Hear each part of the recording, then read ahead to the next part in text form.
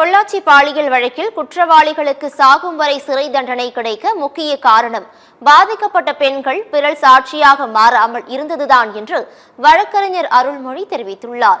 சத்தியம் டிவிக்கு பிரத்யேக பேட்டியளித்த அவர் 9 குற்றவாளிகளுக்கு கிடைத்த தீர்ப்பு அனைவருக்கும் நம்பிக்கை அளிக்கக்கூடிய தீர்ப்பு என்று கூறினார்.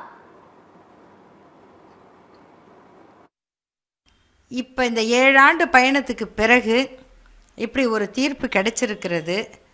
அதிலும் சாகும் வரை அவங்க சிறையில் இருக்கணும். இதுதான் அதிகபட்சமான தீர்ப்பாக இருக்க முடியும்.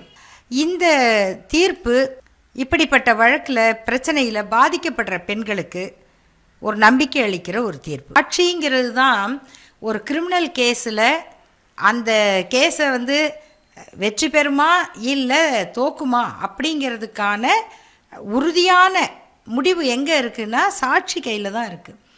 எத்தனை வழக்கில் 2வது சாட்சி இல்லை, யார் பாதிக்கப்பட்டவங்களோ அவங்களே மாறி சாட்சி சொல்லுவாங்க. இந்த பொள்ளாச்சி பாலியல் வன்முறை வழக்கிலெல்லாம் பார்த்திங்கன்னா சாட்சி சொல்ல வர்றவங்க அவ்வளவு மன உறுதியோடு இருந்தால் மட்டும்தான் சொல்ல முடியும்.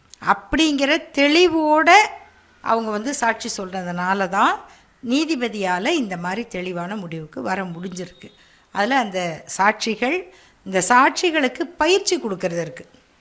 நம்ம அரசு வழக்கறிஞர்கள் கிரிமினல் கேஸில் அரசு வழக்கறிஞர்களோட முக்கியமான வேலை என்னன்னா, வழக்கு விசாரணைக்கு வரும்போது சாட்சிக்கு பயிற்சி கொடுக்கறது. முதல் நாளே அவங்க என்ன வாக்குமூலம் கொடுத்தாங்க அந்த வாக்குமூலத்தை திருப்பி அவங்க படித்து பார்த்து ஞாபகப்படுத்திக்கணும்.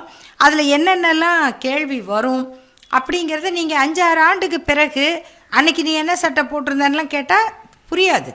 ஆனால் என்ன கேள்வி வருங்கிறத எதிர்பார்த்து சாட்சிகளை தயாரிக்கணும். அந்த மாதிரி அப்போ தான் அவங்களால உரிய நினைவாற்றலோடு யோசித்து சொல்ல முடியும். பல வழக்குகளில் அதை சொல்லிக் கொடுக்காம கூட விட்டு